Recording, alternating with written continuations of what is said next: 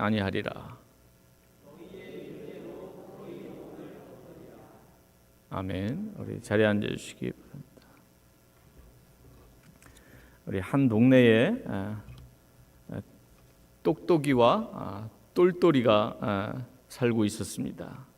이 똑똑이는 우리 그 이름에서 느껴질 수 있는 것처럼 아주 똑똑해서 반에서 늘 1등을 하고 공부도 아주 잘하는 그런 아이였습니다. 반면에 이 똘똘이라고 하는 아이는 놀기 좋아하고 말썽꾸러기였지만은 그 매사에 아주 영리하고 번뜩이는 지혜로다가 처신을 잘 해가지고 친구들로부터 인기가 좋았습니다. 어느 날 둘이 깊은 산속에 놀러 갔다가 이 말로만 듣던 이 호랑이를 만났다고 합니다. 이 똑똑이는 좋은 머리를 가지고 얼른 계산에 들어갔습니다. 호랑이가 시속 50km로 달려오고 있고 우리가 100m를 15초에 뛰니까 19.8초 후에는 죽는다. 먹혀 죽는다. 그렇게 계산을 딱 하고 옆을 딱 보니까 똘똘이가 자기 신발끈을 딱 다부지게 단단히 묶고 있는 것입니다. 그러자 이 똑똑이가 옆을 보고 야, 이 어리석은 친구야, 19.8초 후면 너나 나나 다 호랑이한테 잡아먹힐 텐데 운동화 끈은 왜 그렇게 세게 묶고 난리냐? 네가 호랑이보다 빨리 뛸 수 있단 말이냐? 하고 얘기했습니다. 그때 똘똘이가 하는 말이 네가 뭘 모른다. 너한테는 미안하지만 나는 너보다만 빨리 뛰면 살 수 있거든 하면서 이제 그렇게 얘기를 하는 거예요. 이게 동화인데요. 어떻게 보면은 세상의 지식을 우리가 이제 똑똑이로 얘기하고 그렇지만 이 똘똘이처럼 또 우리에게는 지혜가 필요하다. 이렇게도 이렇게 적용을 할 수 있습니다.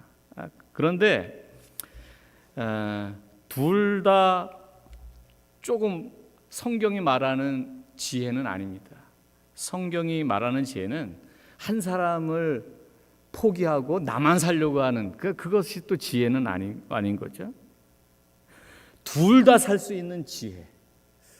어쩌면 호랑이랑 똑똑이와 똘똘이가 다 같이 어깨동무를 하고 하나가 되어서 함께 살면서 호랑이도 배부를 수 있는 그러한 묘안이 있을까? 그런 지혜가 있다면 바로 그런 것들이 하나님이 주시는 지혜라고 믿습니다. 우리의 눈으로 볼 때는 누군가 하나는 희생을 하든지 아니면 둘 다 죽든지, 그런데 너도 살고 나도 살 수 있는 기가 막힌 어떤 묘안이 있으면 그거는 사람의 지혜로 나올 수 없는 거잖아요. 하나님이 주시는 지혜. 오늘 본문을 보면은 세상 끝날에 있을 징조에 대해서 예수님이 제자들에게 하시는 말씀을 담고 있습니다. 오늘 누가복음에만 이 말씀이 나와 있는 것이 아니라 마가복음 13장에도 나와 있고 마태복음 24장에도 비슷한 말씀이 이제 그대로 나와 있습니다. 그 앞에 내용에 보면은 제자들 중에 몇몇이 이제 예수님께 마지막 때에 어떤 일들이 있겠냐고 질문을 하는 것입니다. 예루살렘이 바라다 보이는 그 감람산 자락에서 제자들이 조용히 질문을 했는데 예수님께서 이제 대답을 하시는 것입니다. 너희들에게 이 박해의 때, 위기의 때가 올 것인데 하나님께서 너희들에게 적절한 말과 지혜를 주실 것이다. 그러니까 걱정하지 말고 염려하지 마라. 미리부터 그렇게 염려하지 마라라고 하는 것입니다. 그래서 누가복음 21장 15절의 말씀을 보면 아무도 반박할 수 없는 말과 지혜를 너희에게 주리라 이렇게 나와 있습니다. 아무도 반박할 수 없는 구제라고 나와 있는데 이게 말입니다. 말. 그런 말과 지혜를 너희에게 주겠다. 여러분 세상을 이제 오랫동안 살아오셨어요. 세상에는 정말 각 분야에서 번뜩이는 지혜와 그 능력을 가진 사람들이 참 많이 있습니다. 그 사람들은 보면은 어려운 상황을 만나더라도 전혀 요동하지 않습니다. 오히려 위기의 상황을 만나면은 그 위기의 상황을 깊고 탁월한 지혜와 또 화술을 통해서 오히려 반전의 기회로 삼습니다. 이런 각 분야의 인재들을 보면 우리가 이런 생각을 하게 돼요. 와, 어떻게 저렇게 똑똑할 수가 있고 어떻게 저렇게 해안이 남다를 수 있을까? 저 사람의 저런 해박한 지식, 탁월한 논리, 그리고 변증하는 저런 너무 부럽다. 나도 좀 있으면 좋겠다. 우리가 연예인들 중에서도 아주 그 탁월한 그 언변이나 지혜가 번뜩이는 순발력이 대단한 친구들이 있고요. 운동을 하는 친구들 중에도 아주 그 상황을 분석하는 힘이나 그 상대방을 그 제치고 그것을 기술을 걸어서 넘어뜨리는 그 엄청난 그런 재주가 있는 사람들 많습니다. 정치가들 중에도 그 뛰어난 언변이나 지혜가 탁월해서 사람들의 마음을 한 번에 다 사버리는 그러한 사람들이 워낙 많죠. 우리가 그런 것들을 부러워하는데 오늘 성경을 읽다가 우리가 한 구절을 만난 거예요. 그게 뭐냐면 하나님께서 우리들에게 너희의 모든 대적들이 감히 대항하거나 변박할 수 없는 그런 말과 지혜를 너희에게 주겠다. 그렇게 약속하시는 것입니다. 할렐루야. 2절을 우리가 요절로다가 딱 뽑아가지고 요 구절만 종이에 써가지고 하나님께서 나한테 말과 지혜를 주시겠다 하셨어 하고 그거를 부적처럼 그걸 막 갖고 다니면서 시간 나면은 하나님이 나한테 말과 지혜를 주실 거야. 말과 지혜를 주실 거야. 이렇게 하는 것도 뭐 신앙의 어릴 때는 한 신앙의 한 방법이 될 수 있겠지만 우리는 성경을 그런 식으로 보면 안 됩니다. 성경은 항상 문맥 속에서 그리고 맥락 속에서 우리가 해석할 필요가 있거든요. 그래서 왜 예수님께서 이 말씀을 제자들에게 주셨나 하는 것을 우리가 맥락 속에서 살펴보고 거기에서 예수님의 마음을 읽고 그러면 지금도 이 말씀은 유효한가라고 하는 거에 대해서 우리가 확신을 갖고 오늘날 적용을 잘 해야 되는 것입니다. 오늘 이 말씀은 왜 나왔을까요? 예수님 당시에 예루살렘에 있던 성전은 무려 46년 동안 지은 그러한 웅장한 성전이었습니다. 그 웅장하고 아름다운 성전을 바라보면서 예수님께서 갑자기 뜬금없이 이런 말씀을 하시는 거예요. 뭐냐면 너희의 보는 저 성전이 이제 날이 이르면 돌 하나도 돌 위에 남지 않고 다 성전이 무너뜨려질 것이다. 그런데 나는 또 그 무너뜨린 성전을 사흘 만에 다시 세울 것이다. 그러니까 제자들이 46년 만에 지은 성전을 어떻게 그렇게 다 무너뜨린단 말인가? 그걸 어떻게 사흘에 짓는단 말인가? 하고 막 혼동이 온 것입니다. 궁금해진 제자들이 묻습니다. 그 날에 대해서 묻는 거예요. 선생님, 그러면 그때가 언제입니까? 도대체 그때가 언제고 그런 일들이 일어날 때는 어떤 징조가 우리에게 있겠습니까? 라고 물어본 거예요. 그러니까 예수님이 거기에 대해서 이제 이야기를 하십니다. 그 오늘 읽은 성경 본문의 앞부분에 보면은 예수님께서 종말의 때가 가까워오면, 마지막 때가 가까우면 어떤 징조가 있을 것이다 라고 하는 것을 이렇게 얘기하십니다. 첫 번째는 8절에 보면 적그리스도가 출현할 것이다 이렇게 얘기합니다. 많은 사람들이 내 이름으로 와서 이르되 내가 그로라, 내가 바로 예언된 그리스도다 라고 하면서 그런 적그리스도가 많이 나타날 것이다 이렇게 예언하셨습니다. 또 말세의 징조가 어떤 것이냐면 9절에 보니까 민족과 민족 사이에, 나라와 나라 사이에 전쟁과 내란과 소요 이런 것들이 계속 끊이지 않을 것이다 얘기했습니다. 그리고 또 하나는 처처에 지진과 기근과 전염병과 같은 그런 자연재해들이 끊임없이 나타날 것이다. 이게 11절에 나옵니다. 천재지변이 일어나고요, 역병이 일어나고 기근이 일어날 것이다. 그리고 마지막 네 번째가 성도들에 대한, 너희에 대한, 예수 그리스도를 따르던 그 제자들에 대해서 세상의 많은 박해와 투옥과 고문 이런 것들이 계속될 것이다. 이렇게 얘기한 것입니다. 자, 이 얘기를 듣고 나니까 제자들이 염려가 됐겠습니까? 안 됐겠습니까? 무척 염려가 되는 거예요. 그런데 바로 그 다음 말씀에서 예수님께서 그러나 너희는 변명할 것을 미리 영구치 않기로 결심해라. 내가 너희의 모든 대적이 능히 대항하거나 변박할 수 없는 구제와 지혜를 너희에게 줄 것이다. 이렇게 이제 본문이 이어지는 것입니다. 우리가 참 한글 성경으로 성경을 읽다 보면 이걸 어떻게 받아들여야 되나 좀 헷갈리는 그런 장면들이 나오는데요. 14절에 보면 그러므로 너희는 변명할 것을 미리 연구치 않기로 결심하라. 미리 연구하지 마라. 이렇게 받아들여야 되나? 그러면 참 이상한 거예요. 아니, 마지막 때가 되면은 이단들도 많이 나타나고 적그리스도도 나타나고 우리를 회방하고 우리가 믿는 복음에 대해서 막 그거를 반대하고 핍박하는 사람들도 많이 나타날 텐데 우리는 아무 준비도 안 하고 연구도 안 하고 그냥 가만히 있으면 하나님께서 우리에게 지혜를 주시고 말을 주셔가지고 다 그런 것들을 이길 수 있게 해주신다는 거나 막 그렇게 이제 생각이 드는 거예요. 실제로 이런 일들은 있긴 있었습니다. 창세기 41장 15절에 보면 요셉이 바로왕 앞에 불려 나갔을 때 바로왕이 꾼 꿈을 해석하라고 하잖아요. 그때 바로왕이 이렇게 얘기합니다.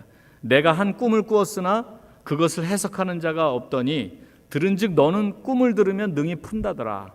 그때 요셉이 바로에게 대답하여 가로되 이는 내게 있는 것이 아니라 하나님이 바로에게 평안한 대답을 하시리이다. 내가 그런 꿈을 해석하는 게 아니라 하나님이 바로 당신에게 해석해 줄 것입니다. 하고 나중에 하나님이 요셉에게 그 꿈에 대한 해몽을 주셔서 나중에 바로왕 앞에 가서 그거를 해석하죠. 이런 일도 있는 것입니다. 우리가 위기의 때에 하나님께서 우리에게 그런 해석할 수 있는 힘 주시고 그런 꿈을 해몽할 수 있는 지혜도 주시고 반박할 수 있는 지혜도 주실 수 있죠. 그런데 이 본문이 도대체 왜 있을까? 이런 게 좀 궁금해졌습니다. 만일 답을 굳이 찾지 않아도 연구하지 않아도 하나님께서 알아서 주시는 것이 지혜라면 왜 그렇게 성경의 다른 잠언서 같은 데에서는 지혜를 찾으라고 그렇게 강조를 하는가? 솔로몬에게 인생에 딱 한 번 온 그런 기회가 찬스가 있었습니다. 하나님께서 네가 무엇을 구하느냐, 네가 무엇을 구하든지 내가 너한테 다 응답해 주겠다. 그랬을 때 일생일대에 딱 한 번 찾아온 이 찬스, 이 기회에 솔로몬이 무엇을 구했습니까? 지혜를 달라고 구하거든요. 아니, 가만히 있어도 하나님이 모든 사람에게 지혜를 주신다면 왜 잠언과 솔로몬은 그렇게 지혜를 구했을까요? 잠언서에 보면은 지혜를 버리지 말라, 그가 너를 보호하리라. 그를 사랑하라, 그가 너를 지키리라. 무엇보다도 먼저 지혜를 얻어라. 모든 것을 다 주고라도 그 지혜를 얻어라. 이렇게 얘기하는 것입니다. 그러면 가만히 있으면 지혜가 저절로 오는가? 아니다라고 하는 거죠. 그래서 성경은 항상 문맥 속에서 해석이 되어야 되는 거죠. 그래서 앞에 구절을 보면 이 말씀이 나오게 된 그 앞에 구절 누가복음 21장 13절 14절에 보면 박해, 마지막 때가 되면 이런 징조가 일어날 것이다 라고 하는 것을 이야기하신 다음에 그때야말로 너희가 복음을 증언할 때이다. 이 말을 명심해라. 그때 어떻게 항변할까 하고 미리 걱정하지 말아라. 이런 뜻이었습니다. 다른 번역, 공동 번역에 보니까 연구하지 않기로 결심해라. 이게 공부하지 말고 성경도 읽지 말고 그냥 알아서 하나님이 다 해주실 거다 그런 얘기가 아니라 어떻게 이런 위기, 어떻게 이런 어려움들, 어떻게 이런 박해의 때를 내가 살아낼 수 있을까, 견뎌낼 수 있을까 하고 미리 그렇게 막 걱정하고 불안해하지 마라라고 하는 것입니다. 어떻게 항변할까 하고 미리 걱정하지 마라라고 하는 것입니다. 그리고 나서 하나님께서 내가 그때그때 필요한 말과 지혜를 너희에게 주겠다 이렇게 말씀하시는 것입니다. 하나님께서 우리들을 지키시겠다라고 말씀하시는 것입니다. 잠언 1장 7절에서는 이야기하죠. 여호와를 경외하는 것이 지혜와 지식의 근본이다. 진정으로 하나님을 경외하는 사람은 하나님을 철저히 신뢰합니다. 하나님을 경외하고 정말로 하나님께 지혜를 얻은 사람이라면은 하나님을 철저히 신뢰하는 것이 가장 기본이고 중심에 있어야 한다는 것입니다. 하나님의 약속을 붙잡습니다. 위기의 순간에 하나님의 지혜가 올 것을 믿는 것이죠. 여러분 그것을 믿으십니까? 우리가 평소에 준비를 하지만 그러나 우리에게 어떤 일이 닥치는지 우리가 어떻게 100% 다 그거를 준비할 수 있겠습니까? 그러나 우리가 믿어야 될 것은 하나님께서 어려움의 때에 위기의 때에 우리를 그냥 놔두시지 않고 하나님은 우리에게 적절한 지혜와 말을 부어주셔서 우리로 하여금 그 박해의 때라도 다 넘길 수 있도록 하실 것이다 라고 하는 것입니다. 그렇다면 하나님이 갖고 계신 하나님의 지혜가 있다라고 하는 것을 우리가 알 수 있습니다. 그거는 위로부터 내려오는 지혜고요, 하나님이 부어주시는 은혜인 것입니다. 우리가 우리의 머리로 생각할 수 없는 지혜인 것입니다. 성경은 이 하늘로부터 오는 지혜에 관해서 계속해서 이야기하고 있습니다. 야고보서 3장 15절부터 17절에도 보면 너희 마음속에 독한 시기와 다툼이 있으면 자랑하지 말아라. 진리를 거스려 거짓 말하지 말아라. 이러한 지혜는 위로부터 내려온 것이 아니요 세상적이요 정욕적이요 마귀적이니라. 오직 위로부터 난 지혜는 첫째 성결하고 다음에 화평하고 관용하고 이런 특징이 있다라고 얘기합니다. 세상에도 똑똑한 사람들 많고요, 자기의 지식을 뽐내는 사람들이 많이 있습니다. 그러나 오히려 그런 것들이 나중에 어떤 열매로 맺히냐면 오히려 사람들 사이에 시기를 만들어내고 다툼을 만들어내서 서로 갈라지게 하고 분리시키는 이런 역할을 한다면 하나님이 주시는 지혜는 그런 것이 아니라 오히려 사람들을 화평하게 하고 또 품게 하고 그리고 성결한 그러한 지혜다라고 얘기합니다. 바로 성경에서 이 지혜에 대해서 이야기할 때 이것은 성령으로부터 말미암는 지혜다라고 하는 것을 우리에게 이야기합니다. 여러분 성경을 읽으시다 보면은 부러워할 때가 좀 있으셔야 돼요. 뭐냐면 우리가 일상적으로 알 때 베드로가 어부였다고 말하지 않습니까? 그는 바닷가에서 잔뼈가 굵은 사람이다. 그는 모르는 사람들이 얘기할 때 그냥 무식한 사람이었다 이렇게 얘기합니다. 그런데 사도행전 2장부터 4장을 보면 그 못 배웠던 베드로가 어떻게 보면 사람들로부터 그냥 무식하다고 그렇게 인정을 받던 베드로였는데 그가 구약의 모든 내용들을 쫙 하나로 다 꿰면서 사람들에게 설교를 하는데요, 베드로의 설교는 평소 그의 설교가 그의 실력이 아니었습니다. 그가 하는 말은 평소 그가 쓰던 그런 언어가 아니었습니다. 그의 머리에 나오는 지혜가 아니었습니다. 그래서 사도행전 4장 13절을 보면 저희가 베드로와 요한이 기탄 없이 말함을 보고 그 본래 학문 없는 범인으로 알았다가 이상히 여겼다 그래요. 이상하다. 베드로가 어떻게 저렇게 변했지? 사도행전 6장을 보면 성령이 또 스데반을 사로잡습니다. 그래가지고 스데반이 지혜와 성령으로 말하는 것을 저희가 능히 당치 못하여 이렇게 얘기합니다. 그래가지고 거기에 있던 많은 율법사들과 많은 그 학자들이 스데반이 지혜와 성령에 둘러싸여가지고 말하는 것을 당해낼 수가 없었다 얘기하는 거예요. 그래서 사도행전 6장에 보면은 교회 일꾼들을 뽑을 때 그 일꾼의 자격들을 이야기하는데 여기에 이렇게 꼭 들어갑니다. 형제들아, 너희 가운데서 성령과 지혜가 충만하여 칭찬 듣는 사람 7을 택하라. 그래서 교회 일꾼을 뽑을 때 지혜가 충만한 사람을 뽑으라 그래요. 미련한 사람을 뽑으면 안 된다 그래요. 하나님의 뜻을 잘 분별할 수 있는 지혜로운 사람을 뽑아야 된다고 얘기합니다. 근데 이 지혜가 왜 이렇게 중요하냐면 지혜는 구약부터 등장을 하는데 지혜는 천지 창조, 하나님이 천지를 창조하실 때부터 하나님 곁에 존재하셨고 하나님의 창조 사역에도 동참한 것으로 소개가 되고 있습니다. 잠언 3장 19절에 보면 여호와께서는 지혜로 땅을 세우셨으며 명철로 하늘을 굳게 펴셨습니다. 그렇기 때문에 우리가 땅과 하늘을 자세히 들여다보면 거기에 하나님의 지혜가 숨쉬고 있음을 발견할 수 있습니다. 우리가 매일마다 보는 하늘과 땅 그리고 바다는 하나님의 지혜를 드러내고 있는 극장인 것입니다. 왜냐하면 하나님께서 지혜로 하늘과 땅을 만드셨고 지혜가 함께 그 창조 사역에 하셨기 때문에 그렇습니다.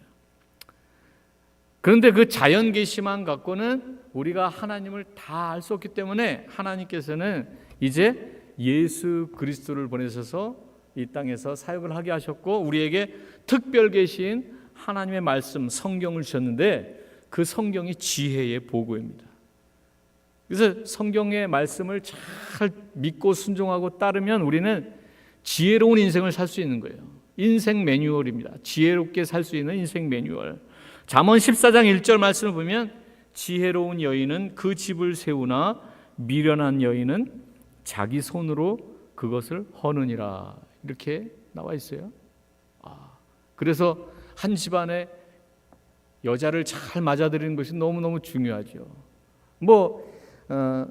그래서 성경에도 여기 보면 제가 토요일 날 말씀을 드렸었는데 남자 중에 정말 지혜로운 사람을 꼽으라면 우리가 솔로몬을 이야기하지만 그 솔로몬에 비견되는 아주 지혜로운 여인이 한 명 나오는데 바로 아비가일이라고 하는 여인이 나옵니다.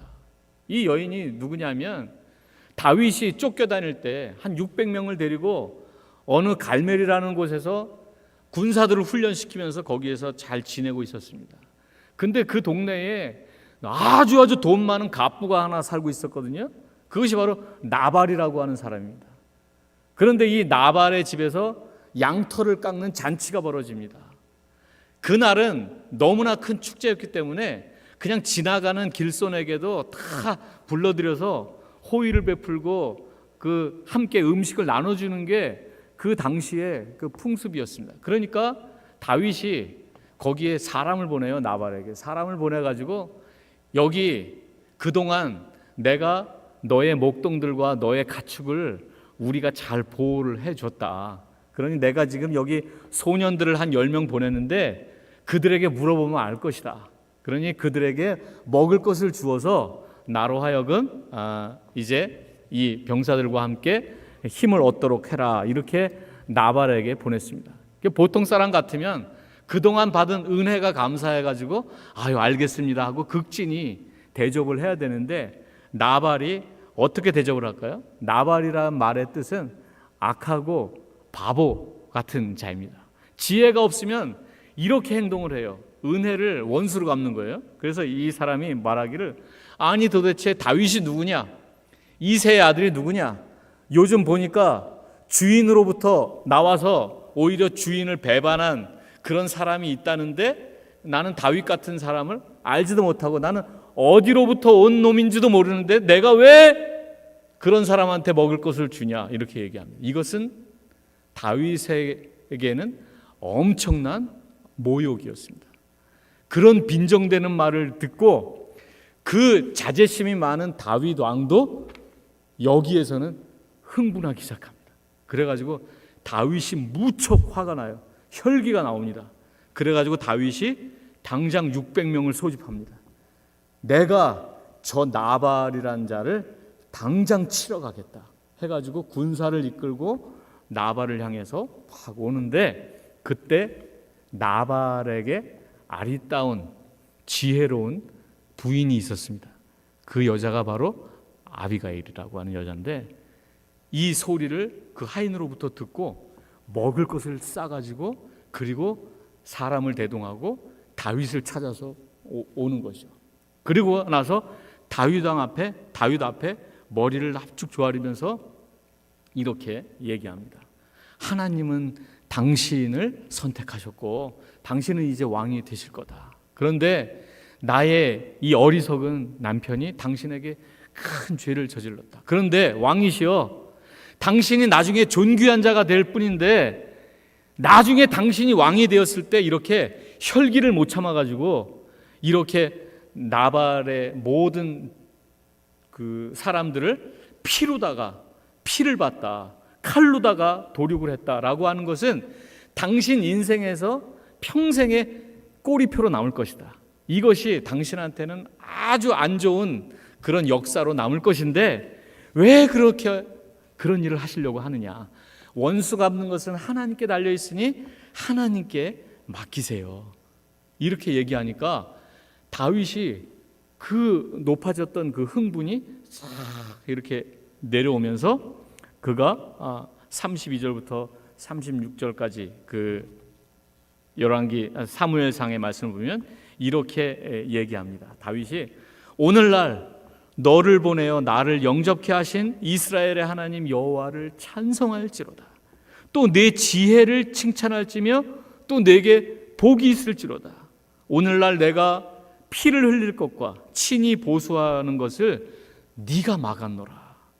나를 막아서 너를 해치 않게 하신 이스라엘의 하나님 여호와의 사심으로 맹세하노니 내가 급히 와서 나를 영접지 아니하였다면 밝은 아침에는 과연 나발에게 한 남자도 남겨두지 아니하였으리라. 이렇게 말하고 그 음식을 아비가일이 갖고 온 음식을 먹고 그녀의 말을 듣고 그 청을 허락했습니다.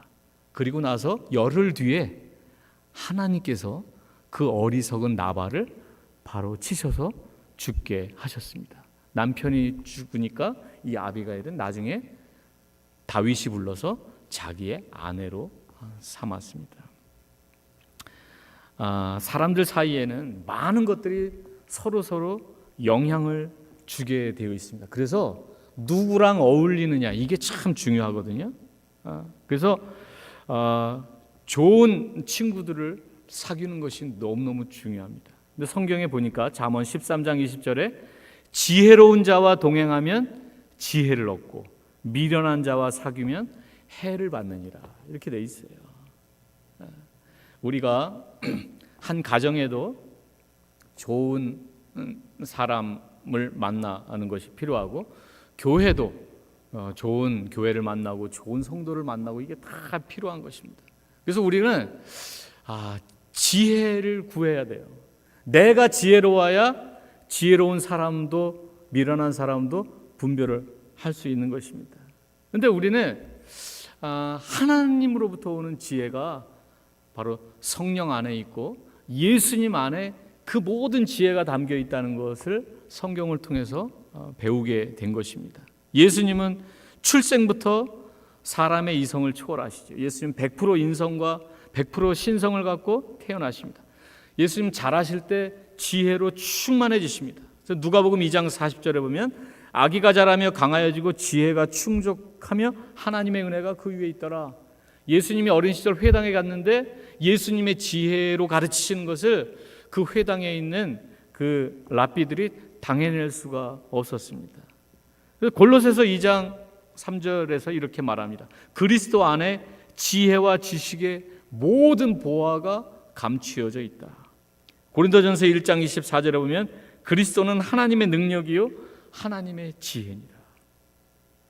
고린도전서 1장 30절에도 보면 너희는 하나님께로 나서 그리스도 예수 안에 있고 예수는 하나님께로서 나와서 우리에게 지혜와 의로움과 거룩함과 구속함이 되셨다. 이 사실을 너무나 잘 알고 있었던 바울이 고린도전서 1장 24절에서 이렇게 외칩니다. 오직 부르심을 입은 자들에게는 유대인이나 헬라인이나 그리스도는 하나님의 능력이요 하나님의 지혜니라. 할렐루야. 그리스도는 하나님의 지혜예요. 그리스도 안에 하나님의 모든 지혜가 담겨 있어요. 우리 교회 역사를 보면 하나님께서는 교회가 박해를 받고 어려울 때에 지혜를 통해서 하나님의 교회와 또 하나님의 교리와 하나님의 사람들을 지키신 것을 볼 수 있습니다. 1세기에서 3세기를 보면 기독교의 교리가 확립되고 있는 아주 중요한 그러한 시기입니다. 기독교의 복음은 유대교나 당시 그리스 헬라의 많은 철학과 전혀 맞지 않았습니다. 유대교는 유일신을 믿는데 기독교에서 주장하는 것은 예수가 나와 아버지는 하나다, 나를 본 자는 아버지를 본 자다 이렇게 얘기하니까 유대교에서도 배척을 받았습니다. 그런가 하면 그 당시에 그리스 헬라 철학에서는 영적인 것만 선하고 육적인 것은 악하다 이런 사상을 갖고 있었는데 하나님께서 육체의 몸을 입고 이 땅에 오셨다고 하니까 그들도 받아들일 수가 없었습니다. 그래서 예수 그리스도가 100% 하나님이시냐 100% 인간이냐 이걸 갖고 많은 논쟁이 벌어지고요. 그리고 하나님, 예수님, 성령님이 한 분이시다라고 하는 그 삼위일체 논쟁 때문에 많은 논쟁이 벌어지는데 이때 결국 누가 이기느냐? 하나님께서 지혜를 주신 그런 하나님의 사람들이 많은 논리와 또 많은 지혜를 가지고 이것들을 잘 공의회에서 잘 싸우게 하셔서 하나님의 교리가 올바로 서게 되고 그리고 하나님의 교회가 탄탄하게 서가게 돼서 하나님이 갖고 계신 그 삼위일체 교리나 예수님에 대한 그런 교리들 이런 것들이 하나도 손상되지 않고 잘 유지해서 나올 수 있게 된 것입니다. 사탄도 지혜가 넘칩니다. 뱀도 간교하다고 했잖아요. 지혜가 넘쳐요. 마귀도 영물입니다. 지혜가 있습니다. 사탄 마귀는 여러분들의 약점을 너무 잘 알고 있습니다. 그런데 사탄이 알지 못했던 하나님의 지혜가 있으니 그것이 바로 예수 그리스도이십니다. 바로 하나님께서 우리에게 행하신 십자가의 지혜입니다. 그렇기 때문에 우리가 오늘날 승리하기 위해서는 이 땅의 지혜가 아닌 하나님이 주시는 지혜, 이것이 우리를 지킬 것입니다. 하나님이 주시는 지혜가 우리의 교회를 지키고 우리의 가정을 지키고 우리의 자녀를 지키고 또 우리의 신앙을 지킬 것입니다. 그래서 여러분들에게 오늘 주려고 하는 하나님의 귀한 말씀은 바로 누가복음 21장 15절의 말씀인 것입니다. 우리가 읽었는데요. 내가 너희의 모든 대적이 능히 대항하거나 변박할 수 없는 그 말과 지혜를 너희에게 주리라. 이건 하나님의 약속입니다. 할렐루야. 저는 이 성경 말씀을 발견하고 나서 하나님 앞에 계속해서 기도하고 있습니다. 어떤 기도를 하고 있느냐? 하나님 저에게 말과 지혜를 허락하여 주시옵소서. 근데 하나님이 주시는 말과 하나님이 주시는 지혜, 이 마지막 때에 우리에게 정말로 필요한 것은 바로 그것입니다. 여러분들 이것은 가만히 내가 아무것도 안 하고 있을 때 주어지는 것이 아니라 사모하고 하나님 앞에 전심으로 나아가서 하나님이 주시는 지혜와 하나님이 주시는 말, 그것을 사모하는 자들에게 하나님이 부어주시는 것입니다. 여러분들 모두가 다 그런 지혜로운 하나님의 성도들이 되셔서 마지막까지 믿음을 잘 지키고 승리할 수 있는 여러분 모두가 되시기를 주님의 이름으로 축원합니다. 기도하겠습니다. 하나님 아버지 감사합니다. 너희 중에 누구든지 지혜가 부족하거든 모든 사람에게 후히 주시고 꾸짖지 아니하시는 하나님께 구하라고 주님 말씀하셨습니다. 그러면 주시겠다고 말씀하셨습니다. 하나님 이 시간에 우리 모든 성도들과 함께 정말 어린아이와 같은 심령이 되어서 하나님 앞에 계속해서 기도하며 나아가기를 원합니다. 하나님 우리에게 하나님이 주시는 지혜와 하나님이 주시는 그런 말을 허락하여 주시옵소서. 우리 그것을 가지고 사람을 만나게 하시고 그것을 가지고 우리 사람들과 대화하게 하시고 그것을 가지고 복음을 전파하게 하여 주시옵소서. 그것을 가지고 악한 자들의 그런 회방을 막아내게 하여 주시옵소서.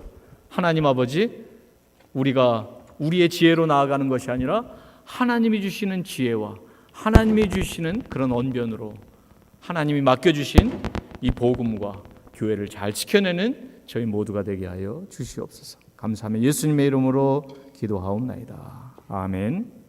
우리 함께 일어나셔서 하나님 주가 일하시네 우리 찬양하고 기도로 예배를 마치겠습니다.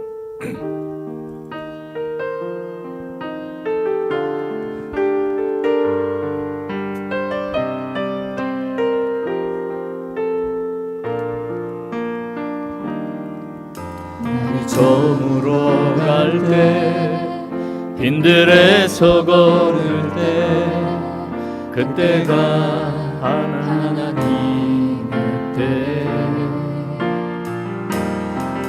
내 힘으로 안 될 때 빈손으로 걸을 때 내가 고백해 여호와 날이 저물어 갈 때 다시 합니다. 날이 저물어 갈 때 빈들에서 걸을 때 그때가 하나님의 때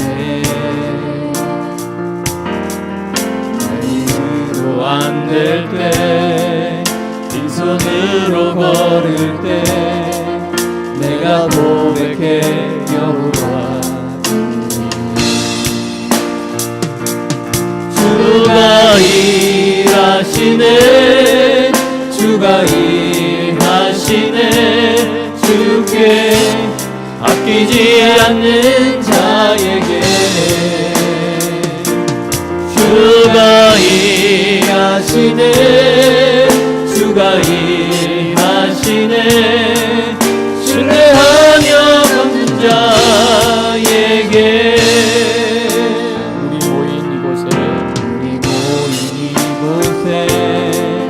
주님 함께 계시네 누리네 아버지네 적은 떡과 물고기 내 모든 걸 드릴 때 모두 고백해 여호와